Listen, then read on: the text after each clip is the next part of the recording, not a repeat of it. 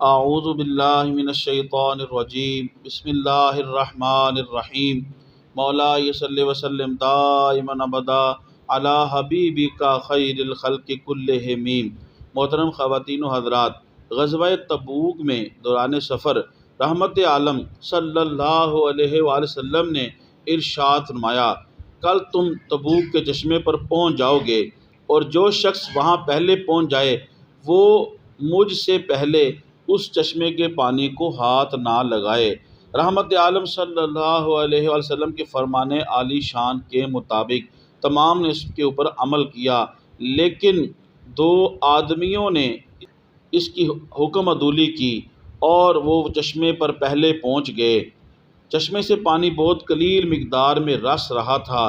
رحمت عالم صلی اللہ علیہ وآلہ وسلم نے ان دونوں سے پوچھا، کیا تم نے پانی کو ہاتھ لگایا ہے؟ انہوں نے کہا، جی ہاں۔ نبی کریم صلی اللہ علیہ وسلم نے ان سے بہت زیادہ ناراضگی کا اظہار فرمایا۔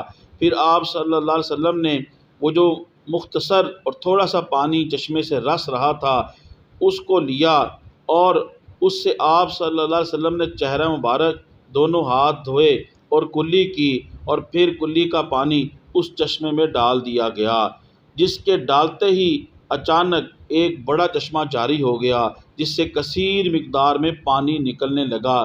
پانی اس جوش سے نکل رہا تھا گویا وہ زمین کو پھاڑ کر نکل رہا ہے۔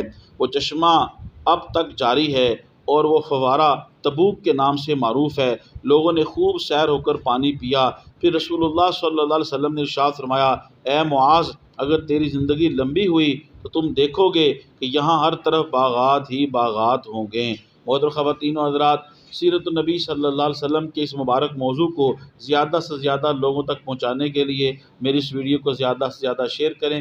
میرے یوٹیوب اسلامک چینل کو سبسکرائب فرمائیں، یوٹیوب پہ کمنٹس کریں، لائک کریں۔ اللہ پاک آپ کو جزائے خیر دے۔ السلام علیکم ورحمۃ اللہ وبرکاتہ۔